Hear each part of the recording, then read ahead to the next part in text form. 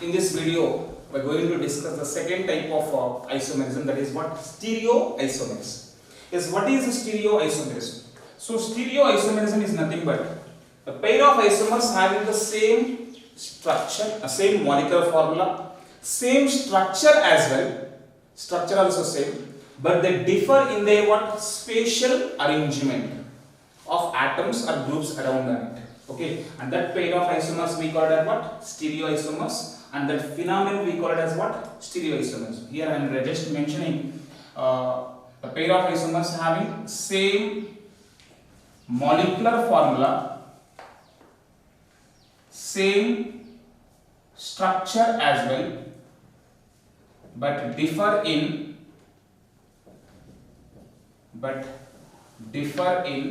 spatial arrangement.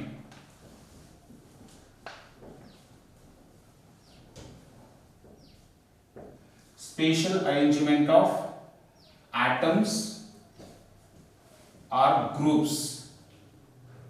Okay, and that pair of isomers we call it as what? Stereoisomers, and that phenomenon we call it as what? Stereoisomerism.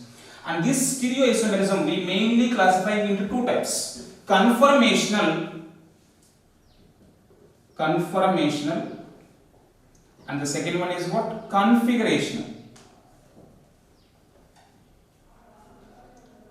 Yes, what is conformational isomerism or conformational isomers?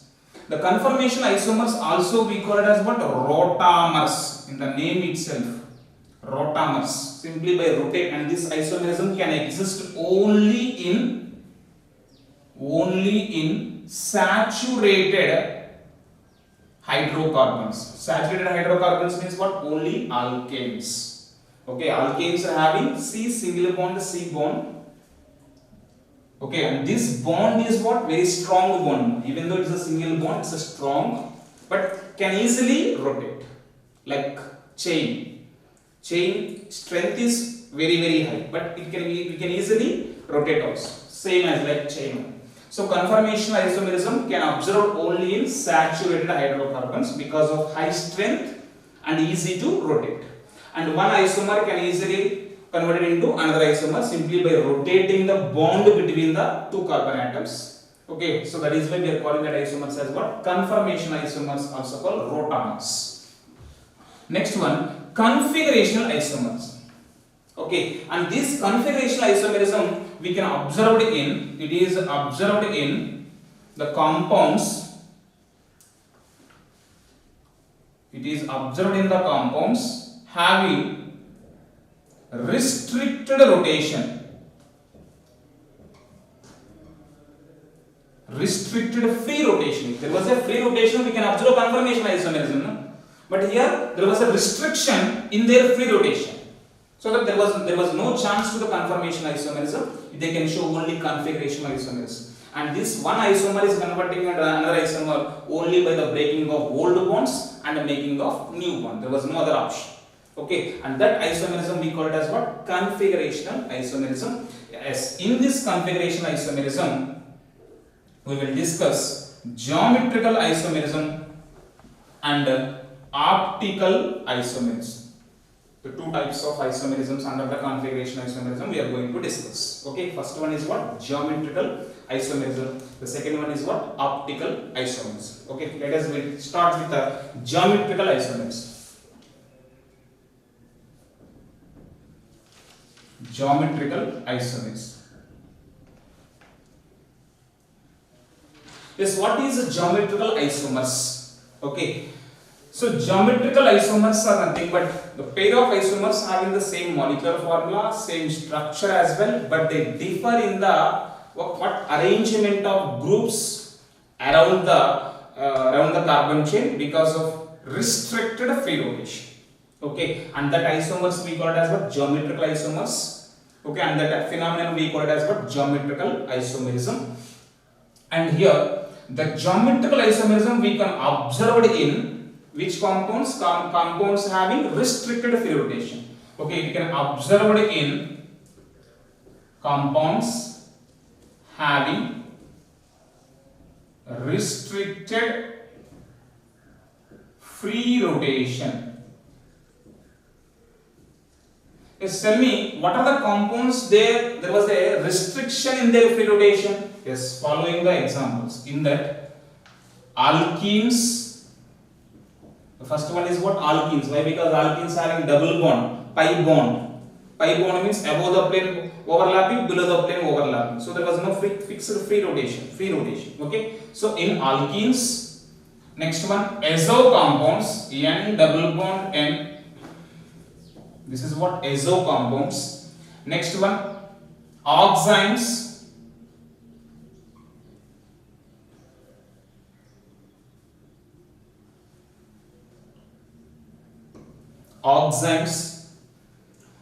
And also disubstituted cycloalkanes. In these compounds, we can observe what? Geometrical isomerism. Geometrical isomerism can observed in the compounds. There was a restriction in their free rotation. These are the compounds where the free rotation was restricted. One is alkenes, next azo compounds, next one oximes, next one disubstituted cycloalkanes. Okay, so let us discuss the first one. And this geometrical isomerism, we are under this geometrical isomerism. First one, cis-trans system. Two types of systems are there. Cis-trans system is one, and the second one is EZ system. EZ system is the second one. Again, when we should follow cis-trans system and when we should follow EZ system, again there was a dilemma.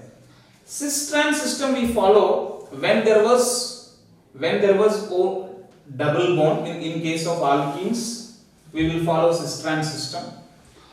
And there was a to show the cis-trans system, there was a few conditions. Two conditions are there. I will tell you. Next, EZ system we will follow when, suppose in the four groups here, every alkenes four groups A, B, C, D. If all four groups are different, then we follow EZ system. Or else, if there was a polyenes, means many double bonds, even in that case also we will follow EZ system. In case of polyenes and in case of presence of many different groups on the alkenes, we will follow EZ system. The remaining cases we follow cis-trans system. Okay. Now, what is cis-trans system? According to the cis and the conditions, what is the conditions to show the cis-trans system? Condition number 1. What is the first condition? So these are the two double bonded carbons. Both double bonded carbons should have different groups. So this carbon having AB and it is also having AB. Okay, first condition is that the two groups present on each double bonded carbon should be different. Here AB different. Here also AB different. That's the first condition. Okay, here I am not writing here. It may be different. Next condition is both double bonded carbon should have at least one common group, at least one same group.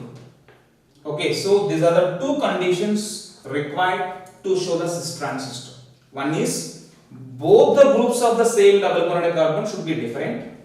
Next one, both double bonded carbon should have at least one common group, at least one, maybe two groups also may be same. Whatever way. When they fulfill these two conditions, definitely that compounds can show the cis-trans system.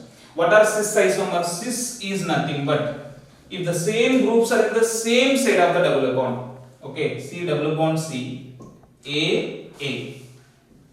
Okay, so that is what? Cis isomer. Suppose trans means double bond C, A. So this is trans isomer. If the same groups are on opposite side, then that is called trans isomer. If same groups are in the same side of the double bond, then that isomer will be called as cis isomer. So this is a cis and this is what? Trans. Clear? Next, coming to the EZ system. In case of EZ system, E stands for entgegen. Entgegen, which means opposite. Okay, what is the meaning of E? Opposite. Z stands for Jussman. Jussman means same side. along with. Okay, so in this case, to give the EJ system, first of all we should be aware of SIP rules. What is a SIP rule? Like CID, here CIP rules. Okay, what is CIP? Kahn, Ingold, Prelog. Three scientists. Kahn, Ingold,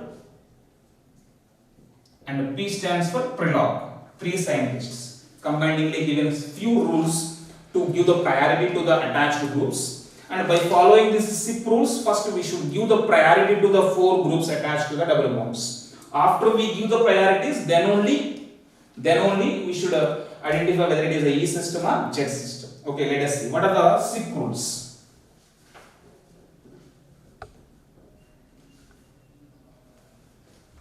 Okay, the first rule is the order of priority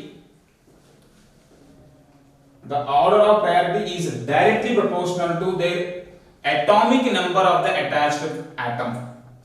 First one is order of priority is directly proportional to atomic number. For example, there was a groups, that is hydrogen, nitrogen, oxygen, fluorine. Like this, four atoms are attached. What are the atomic numbers? Hydrogen is 1, nitrogen is 7, oxygen is 8, fluorine is 9. Which will get the first priority? So fluorine is the first priority, next oxygen, next nitrogen, hydrogen will get the fourth priority. So like this, order of priority is directly proportional to the atomic number. That is the first rule. Okay. So in case of isotopes, in case of presence of isotopes, for example H11, protium, deuterium, tritium, if three isotopes of hydrogen is there, then in case of isotopes, how can we see? So in case of isotopes, order of priority is directly proportional to the atomic mass. So tritium having more atomic mass, so tritium will get the first priority. Okay, and the deuterium will get second priority, and hydrogen will get what? Third priority. So in case of isotopes, order of priority is directly proportional to what? Atomic mass. Next, third rule. In case, if the first attaching atom, suppose in case of presence of groups, for example NO2, CH3, CO2, okay, and one more group is fluorine is there. Okay, what is the first atom that was attached directly to the double bonded carbons here? Here first atom is nitrogen. So what is the atomic number of nitrogen? 7. Here what is the atomic number of the carbon? 6. What is the atomic number of first atom? 6. And the fluorine is what? 9. So 9 is the highest atomic number. So fluorine will get the first priority. After 9, 7. So NO2 group will get second priority. Now third priority, we'll check the third priority. Here in the second group and third group, both attached atoms are same carbon. Okay, in case of first attached atoms are same, then check the next attached atom. Okay, if you check the structure CH, H, H. So what is the next attached atom? Hydrogen only. In case of CO2, C double bond O, double bond O. Okay, so the carbon next attached to oxygen. So here hydrogen and here oxygen. So in case of similar first attached atom, then check the next attached atom. Okay, which group having the higher atomic number containing attached atom, that will get the first priority. So CO2 will get the third priority here. This is the third one and this is the fourth priority. So like that you can give the priorities. So in case of presence of groups, check the atomic number of the direct attached atoms. If two groups are having the same attached atom, same first attached atom, then check the same priority to the next attached atoms. Okay, so this is the third rule. Next, fourth case. In case of groups like C double bond O, double bond O. Okay, and okay, see this. Here carbon is next attached with oxygen with a double bond. So if the carbon is attached to the oxygen with a double bond, that means carbon attached to with oxygen 2 times, like this. COO, like that we need to consider. For example, nitrogen is there. What is the structure of nitrogen? N triple bond N, which means nitrogen which was attached to 3 nitrogen atoms. Okay, that is the meaning of this. Suppose if any atom was multiple bonded with the other atom, then you should take that other atom total how many times with how many of bonds it was bonded with the same number, we should take it as a neighboring atoms. Okay, the best example for this, vinyl group if you take CH double bond CH2, and isopropyl group you take CH3 CH3. Now tell me, among these two groups, which group will get the highest priority as per the rule? Okay, first of all, carbon carbon, same carbon atoms are there. In case of same carbon atoms, what we should see? We should see the next attached atom. To this carbon next attached atom, highest atomic number containing atom, carbon. Here also carbon. But here the carbon is attached to this carbon with a double bond. So what are the attached atoms? Carbon, carbon. Total with 2 double bond, that is like 2 cis. Here carbon is attached to carbon only. Okay, but that carbon is attached to hydrogen. So first carbon carbon same. You can cancel the carbon carbon. Next carbon carbon also we can cancel. But here carbon, here hydrogen, which is having the highest atomic number, carbon. So the vinyl group is having the first priority than isopropyl group. So this is according to the fourth rule. Okay, so this is about the these are the SIP rules. So by following these SIP rules, first of all you should identify the what? Priority order. After you identify the priority order, E isomer is nothing but if top priority groups, the first two priority groups are in the same side. So if the first two priority groups are in the opposite, why? Because antagon means what? Opposite. Okay, if same priority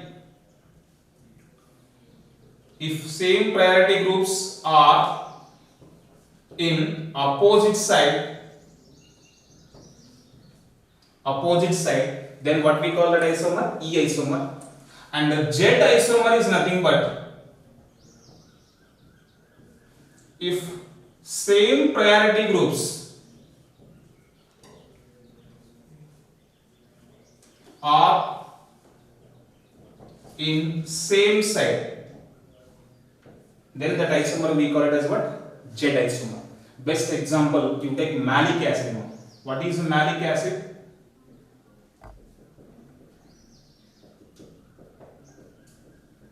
This is malic acid. Tell me, what is the isomer of E isomer, Z isomer? And one more thing, fumaric acid.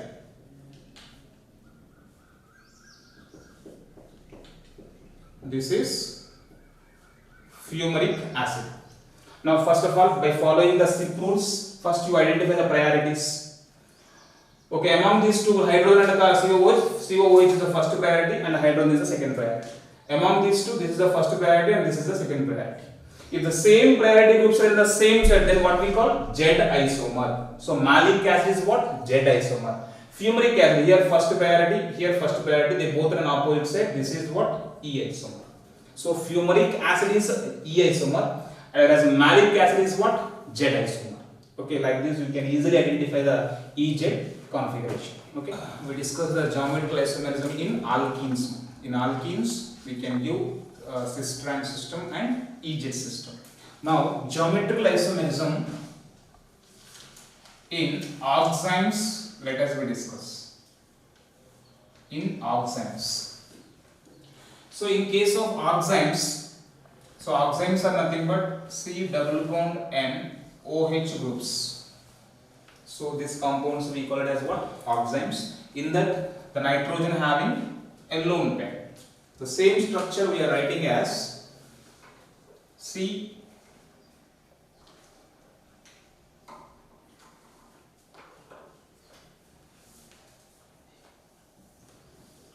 R prime double bond N aldehydes, all oximes you take. This is one compound. Another one is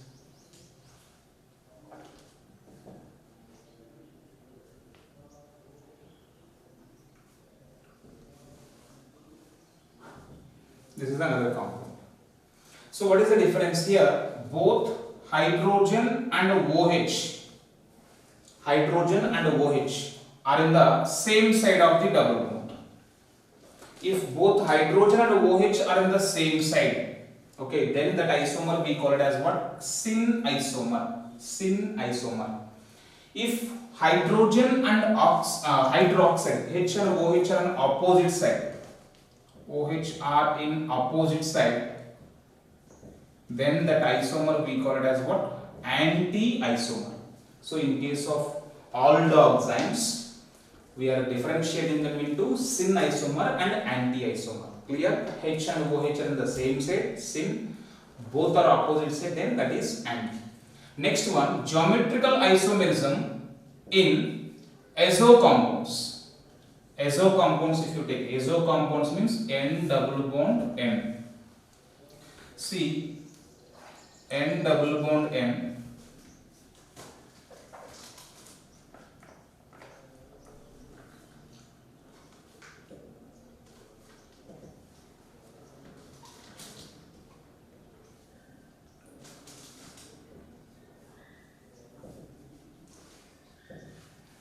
Okay, so in this every nitrogen atom having a lone pair, that I am writing like this. So in this case both lone pairs are in the same side. So okay, so if both groups, both alkyl groups are in same side, then that is called syn isomer.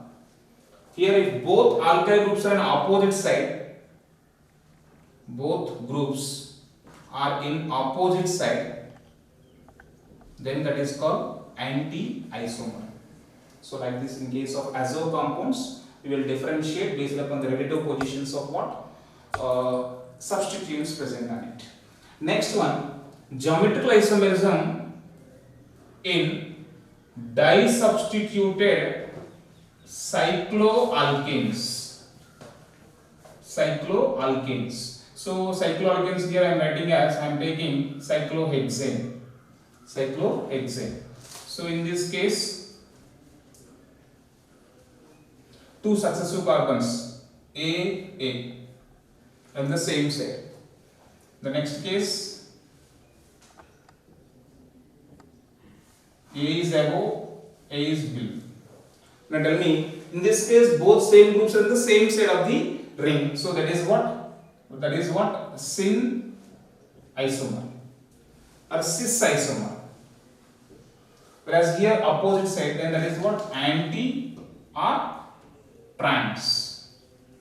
So like this, in different compounds, in these all compounds there was a restricted free rotation. That is why these all compounds can show the what? Geometrical isomerism. Okay, and in case of polyenes, how to calculate the number of geometrical isomers, total number of geometrical isomers, by knowing the number of double bonds. Okay, let us consider n is equal to number of double bonds. What I am considering? N is equal to number of double bonds I consider. So in the case 1, in case of asymmetrical edges, asymmetrical ends, that means there was no symmetry. If there was no symmetry in it, means both the terminal groups are different. Both the terminal groups are different. And there was no symmetry. In that case, number of geometrical isomers is equal to 2 power n. 2 power n. By using this formula, you can calculate the total number of geometrical isomers. Okay. The second case, symmetrical ends. Symmetrical ends means what? There was a both ends are same. Okay, both the ends are same. They have a symmetry, and n is equal to even number. N is equal to number of double bonds, and that number of double bonds are how many? Even number of double bonds. Then the formula, number of geometrical isomers is equal to 2 power n minus 1 plus 2 power n by 2 minus Okay, so by using this formula, we can calculate the number of geometrical isomers in case of n number of even number of double bonds containing compounds. And there is a symmetry. There was a symmetry. Clear? Next, third case.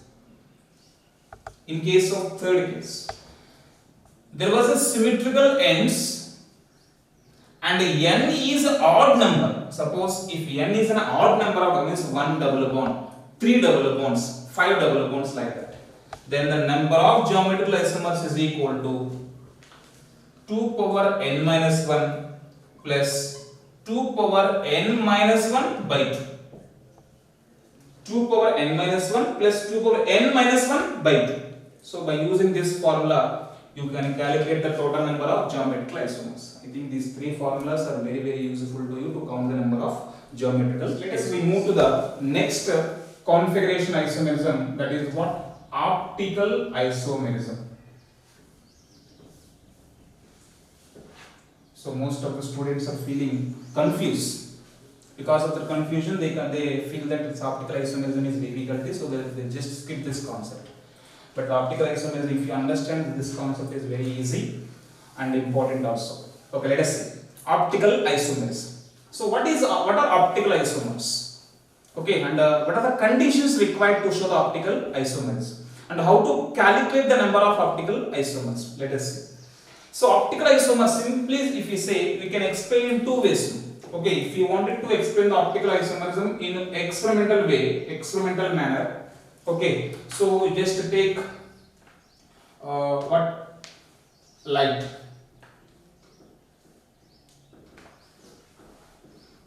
This is a light source.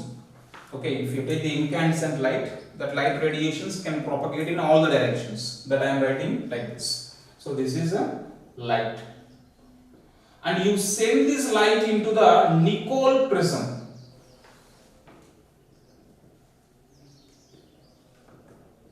Nicol prism. So what is the role of Nicol prism? This Nicol prism will filter will screen the all other light radiations, and it will allow only one plane light radiations only. So that after that we are getting the light radiations which are in only one plane. So what we call this light? PPL. What is the meaning of this? Plane polarized light. Means the light which is having the same plane. Okay, and when you irradiate this plane polarized light into a sample, so here I am taking a sample solution, and the compound whose optical rotation we need to check, that you prepare the solution, and this concentration should express in grams per ml only. That is a condition, don't forget. And the length of this, the length should be expressed in decimeters. These are the two conditions that you should mention, you should represent. This is a sample solution. Okay, so after you irradiate this PPL light into the sample solution, okay, sample solution, three cases.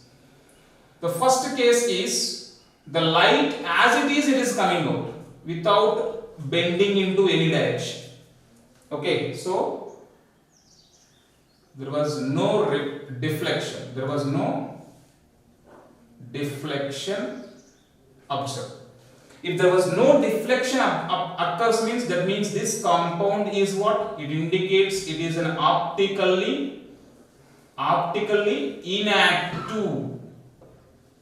If the plane polarized light is coming out without any deflections, it confirms that this sample solution is what? Optically inactive. Suppose if the plane polarized light is slightly bending into either right hand side or into the left hand side, it confirms that this sample solution is what? Optically active. So either right hand side or left hand side. Okay, so these two cases indicates what? That compound is what? Optically active. Optically active. So simply by irradiating the PPL light into its sample solution, we are confirmed. Then what is the reasons behind the optical inactivity and optically activity?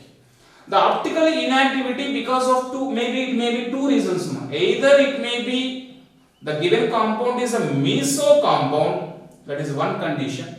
Maybe this compound is a meso compound, or this compound, this mixture is what? Resonating mixture. Resonating mixture. So among these two, any one of the reason may be, because of that this compound is what? Optically inactive. And here the compounds which deflects the PPL light into right hand side. Okay, so if the PPL light is deflecting into right hand side RHS, then what we call that isomers? That we call it as a dextro isomers or D isomer or plus isomer. Suppose if the PPL light is deflecting into left hand side like this, then that is what we call as levo isomer or simply L isomer, or with sign negative sign we can represent. And based upon this angle of deflection, suppose this is theta, okay, we can calculate what? Specific rotation. Specific rotation we can calculate. Specific rotation we represent with alpha. Specific rotation alpha is equal to, we have a formula, that is observed angle of rotation. Observed angle of, what is the, suppose this is a theta, angle of rotation is how much? Theta. So observed angle of rotation by concentration of the solution that is taken in polarimeter tube into length of this polarimeter tube into 100. So by using this we can calculate what specific rotation. So that is equal to observed angle of rotation theta, concentration C, and the length is L into 100. By using this formula we can calculate what? Specific rotation. Specific rotation. Okay, and this is what? Experimental. We can explain the optical isomerism in experimental. If you wanted to explain theoretical, how can we explain theoretically whether the given compound is optically active or optically inactive? Yes, we can explain the given compound theoretically into optically active and inactive by following two rules. What are the two conditions required to be optically active? The first condition is, okay, the compound should be chiral compound. Chiral compound. When we can call it a chiral compound? When the compound showing dissymmetric. Dissymmetric. What is the meaning of dissymmetric? Dis means two, symmetric means dissymmetric means it should not show two symmetries. No. What are those? It should not show planar symmetry and it should not show center of symmetry. If the compound do not show the plane of symmetry and the center of symmetry, then that is called dissymmetry. Okay, so that is that compound we call it as what? Chiral compound. That is the first compound, first rule. The second rule is the compound should have at least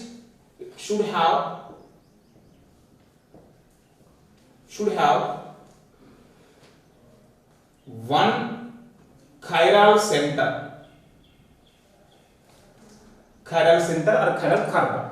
What do you mean by the chiral center? Chiral center is nothing but suppose carbon is there. If the carbon is attached to four different groups, okay, then this carbon we call it as what? Asymmetrical carbon. Asymmetrical carbon, also called what? Chiral carbon. Okay, the compound should have at least one asymmetrical carbon. So when they fulfill these two conditions, okay, then definitely the compound is what? Optically active. If any one of these two conditions doesn't show, then that is what? Optically inactive. Okay, here in order to be disymmetric, it should not show the plane of symmetry and it should not show the center of symmetry. You should know what is the plane of symmetry and what is center of symmetry. Then only you can differentiate whether the given compound is showing plane of symmetry or not. Okay, so plane of symmetry, let us see. Plane of symmetry is nothing but it is an imaginary line which cut the given species into two equal halves. So plane of symmetry is nothing but an imaginary line or imaginary plane which cut a given compound into two equal halves. Okay, now I will give you few examples. You just tell me whether this compound having plane of symmetry or not.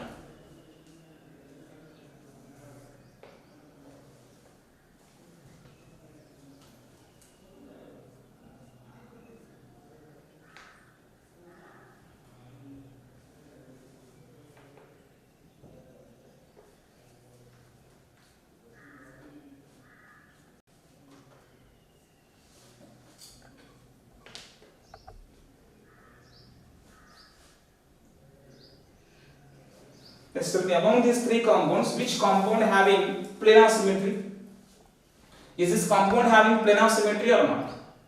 Planar symmetry means it is an imaginary plane which cut a compound into two equal halves. Okay, can you cut in this plane? No way. In this plane? No way. But you can cut into two equal halves if you cut like this. Okay, so it has planar symmetry. Coming to here.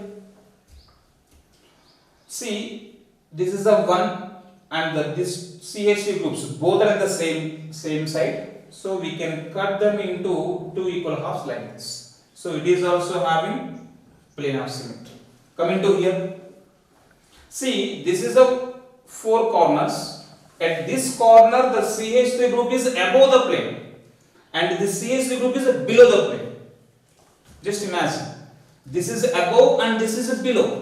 If you cut in this way, are we getting the two equal halves? Okay, we are not getting the two. One is above, another one is below. They are not same. That is why this compound is not showing plane of symmetry. Understood now? An imaginary plane which cut the given compound into two equal halves, then that is called plane of symmetry. So it should not have any kind of symmetries. So this is what one. Next one, center of symmetry. What is the center of symmetry? Center of symmetry is nothing but the two groups, the two opposite groups, or the two groups which are opposite to each other. Whenever the two groups which are opposite to each other and they both are at the equal distance from the center. Suppose just imagine this is the center. Okay, the two groups A and B. Sorry, A and A. They both are opposite. This is above and this is below. Opposite. And they both are at equal distance from the center. Then definitely we call that compound is at center of symmetry. Okay, so according to this logic, now tell me this compound, is this compound having center of symmetry or not? First of all, there was no two groups, no? Okay, so there was no center of symmetry. Coming to here. CH3, CH3, same side. Are they both on opposite side? First of all, they both are not in opposite side. So here, this is also not having center of symmetry. Coming to here, no. Okay, give me an example.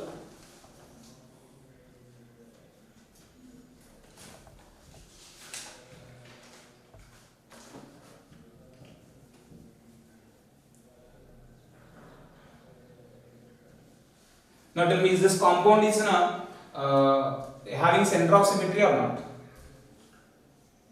Center. They both are opposite. Okay, and they both are equal distance from the center.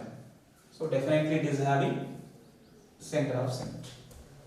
Okay, so like this we can easily differentiate whether the given species is having plane of symmetry or center of symmetry. For center of symmetry, you just remember this logic.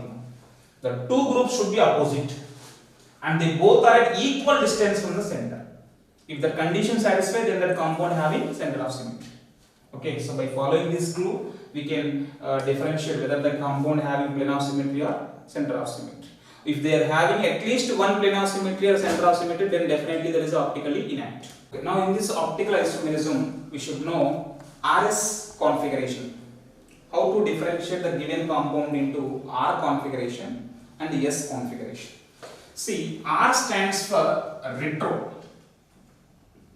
S stands for sinistro. Retro and sinistro. Yes, when we can call it as retro and sinistro. Okay, one point you should know. First of all, by following the SIP rules, you know what is SIP rules? Kohn, Ingold, Kellogg rules. First, you give the priority to all the attached groups. After you give the priority order, okay, if fourth priority means last priority group. Fourth priority group is in horizontal line. If the fourth priority group is in which line? Horizontal line. Then, if the priority is clockwise, if the priority order following which clockwise, then that is S sinistro. If the priority is following anti-clockwise, then that is what? Retro. When the fourth priority group is in what? Horizontal line. Suppose if fourth priority group is in vertical line,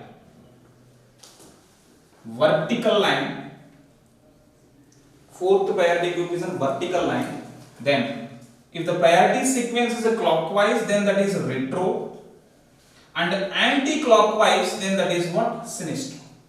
Okay, by following this clue, now I am going to give the RS system to lactic acid. Okay, yes, what is the structure of lactic acid? COOH, HOH, CH. Okay.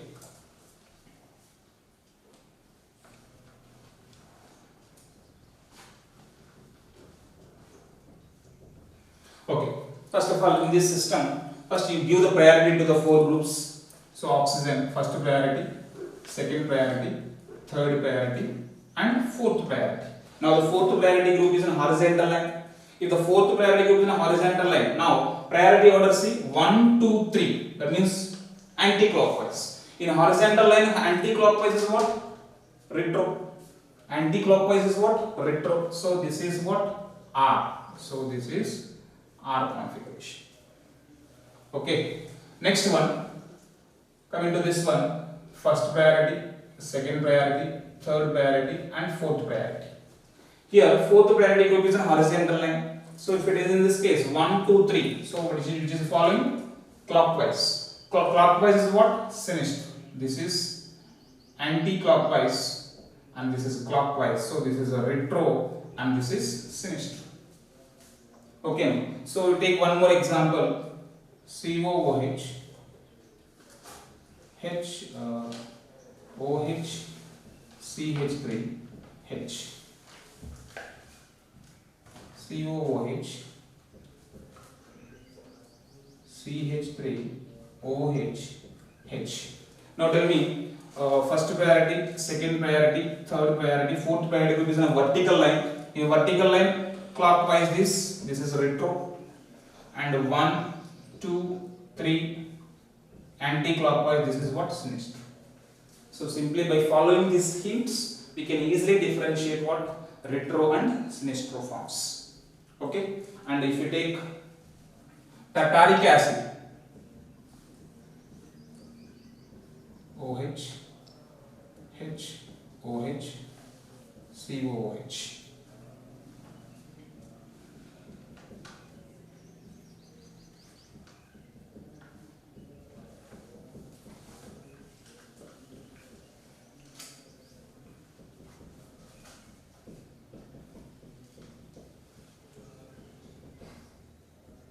Dicarboxylic acid,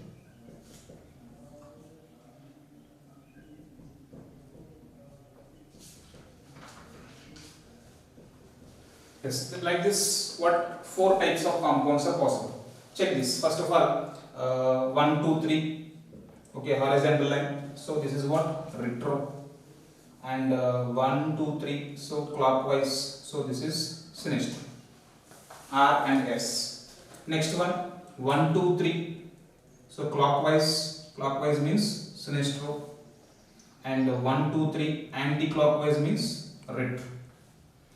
Next coming to 1, 2, 3. So anti-clockwise is what? Retro. Okay, and 1, 2, 3. 1, 2, 3. Anti-clockwise again retro. Next 1, 2, 3 clockwise and 1, 2, 3 clockwise. Both are clockwise, so they both are what? Sinistros. Okay, now check the first compound, second compound. Here what? The two terminal ends are same, COH, COH. Okay, so in this case, dicarboxylic acid, you can start giving the name from any side. Why? Because both positions of substituents are also same. So in that case, what is the name of this one? 2R3S. This one 2R3S. Or else 2S 3R, 2S 3R. So they both are what? So the first two compounds are what? Identical. Identical. Whereas next two isomers, see. These two RS, they are not matching. So among the two identical species, no need to draw these two structures, and among these two structures you can eliminate any one. So I am eliminating the first structure. How many isomers are possible for this tartaric acid? 3 isomers are possible. Okay, and what are the relations? Here you should know the relations. So let us consider this is a compound 1, compound 2 and a compound 3. 3 isomers are possible. Yes, what are the relations here? In these relations, the first one you should know, what are enantiomers? Enantiomers. Yes, what are enantiomers? Tell me. Enantiomers are nothing but the two stereoisomers which are mirror images. Simply, there's two stereoisomers which are mirror images. Tell me, is these two are mirror images? No way. But second and third, they both are mirror images. Okay, so enantiomers are nothing but the stereoisomers which are mirror images to each other. Mirror image to each other. So that is called what? Enantiomers. Here the compound 2 and 3, they both are enantiomers. Enantiomers. Next one, diastereomers. Diastereomers. Diastereomers are nothing but, see, the two stereoisomers which are not mirror images. Now tell me examples for diastereomers here. First compound, second compound, they both are what? One pair of diastereomers. First compound, third compound also one pair of diastereomers. So simply diastereomers are nothing but the stereoisomers which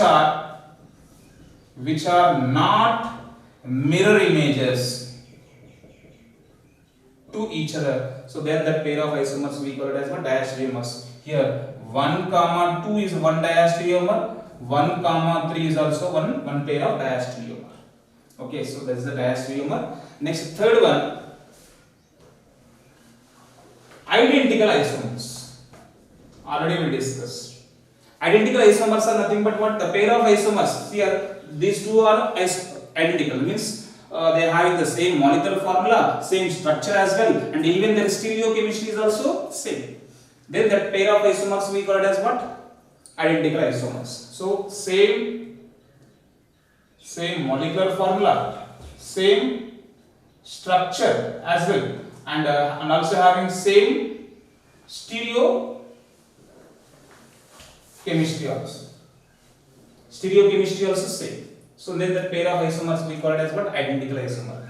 Here we should know two important, that is what? Meso compounds. Yes, what are meso compounds? So meso compounds are nothing but the compounds in which one half of the compound is a mirror image of another half of the compound. Best example. So see the first compound one, that is COOH, HOH, HOH, COOH. If we cut this into two equal parts, one half is a mirror image of another half. No? So meso compound is nothing but one half of compound is mirror image of another half, and that is called meso compounds. And the meso compounds are optically active or inactive? Optically inactive. Already in the starting of optical isomerism I told. Optically inactive because of two reasons. Either it may be a meso compound or it may be a racemic mixture. Okay, so all meso compounds are optically inactive, and one point, the optical inactivity is because of, they may ask you this question, it is because of internal compensation. Optical inactivity because of reason is what? Reason is because of internal compensation. What is this internal compensation? If you check this, so what is the configuration here? Priority sequence clockwise. Here this is anti-clockwise, this is a clockwise. Anti-clockwise is what? Retro, and this is sinistro. That means one half is bending the p pair into right side, another half is bending into left side. They both will be cancelled together.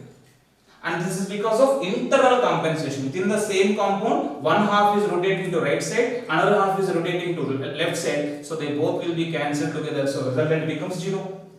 So that is because of which compensation? Internal compensation. So meso compounds are optically inactive because of internal compensation. Next one, racemic mixture. What is this racemic mixture? Okay, so that is what we suppose R configuration containing compounds and S configuration containing compounds and both in mixed, and we are getting what? Racemic mixture. So and that process of preparation of racemic mixture by mixing R into S configuration containing compounds we call it as racemization. Okay, now so this is the compound which is having both R configuration containing compounds and S configuration containing compounds. What is the role of R configuration containing compounds? They bend the light into right side, and S configuration containing compound they bend into left side. So these racemic mixtures are also optically inactive due to, tell me the reason. Is due to because of the internal compensation? No, this is because of external compensation. Okay, due to external compensation.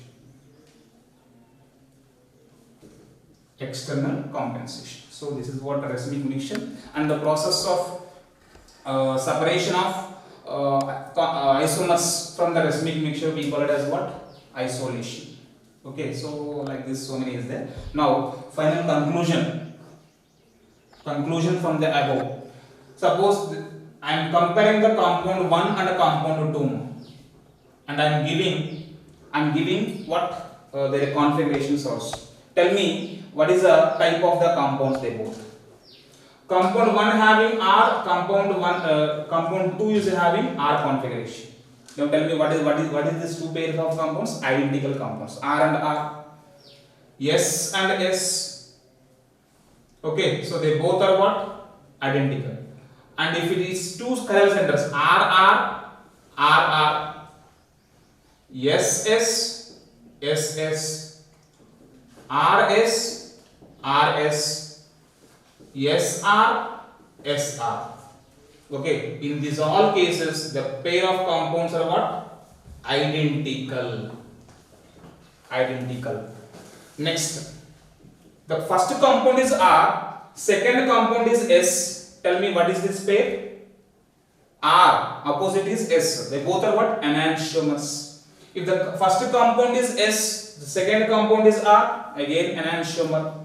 First compound is RR, second compound is SS, enantiomer. First compound is RS, second compound is SR, enantiomer. First compound is SR, second compound is RS, enantiomer. So these all are the cases of enantiomers. If the compound is RR, the second compound is RS. If the first one is SS, second compound is SR. If the first compound is RS, the second compound is SS. Tell me, these are what? Is there any relation? They are not mirror images. RR, SS means enantiomer. RR means identical. But here RR and RS, different configuration completely from them. So that is, these all are what? Diastereomers. Diastereomers. So simply by checking their configurations of that pair of compounds, we can identify the given compound into identical, enantiomer and diastereomer. Clear? Next, the last one, formulas. As like how to calculate the number of geometrical isomers, even to calculate the number of optically active isomers and optically inactive isomers also we have a formula. And the case 1, what is that? In case of asymmetrical compounds, in case of asymmetrical edges, that means the two ends are different, having n number of chiral centers. How many chiral centers? N number of chiral centers. Then the total number of optical isomers is equal to 2 power n. What is the formula? 2 power n. Same as like geometrical isomers. Okay. Next, second case. Having symmetrical ends and the even number of chiral centers. Even number of chiral centers. Then number of optically active. See here there was a difference. Optically active is different. Total number of optical isomers are different. Number of optically active isomers is equal to 2 power n minus 1, and number of meso compounds is equal to 2 power n by 2 minus 1. So therefore the total number of isomers, optical isomers, is equal to sum of both, that is 2 power n minus 1 plus 2 power n by 2 minus 1. So in case of symmetrical ends having even number of chiral centers. So once again, number of optically active isomers. Suppose if the number of D and L isomers, if they ask, D and L isomers means optically active isomers. The formula is what? 2 power n minus 1. Meso compounds formula 2 power n by 2 minus 1. And the total number of optical isomers means sum of both optically active isomers and optically inactive isomers. Inactive means meso compounds. So the sum of both we will get total number of optical isomers. Third case, case 3, that is in case of symmetrical ends and having odd number of chiral centers. Odd number of chiral centers. So here number of optically active isomers, formula is 2 power n minus 1 minus 2 power n minus 1 by 2. Number of optically active isomers is equal to 2 power n minus 1 minus 2 power n minus 1 by 2. And the number of meso compounds is equal to 2 power n minus 1 by 2. Now the total number of optical isomers is equal to sum of both. Minus 2 power n minus 1 by 2 plus 2 power n minus 1, both will be cancelled. So what is the formula? 2 power n minus 1. So there was a difference now. Here the total number of optical isomers in case of odd number of chiral centers is 2 power n minus 1. In case of that, 2 power n minus 1 plus 2 power n by 2 minus 1. There was a difference in the formulas. So be careful. Okay, so this is about the optical isomerism. I hope the optical isomerism you are clear. Okay.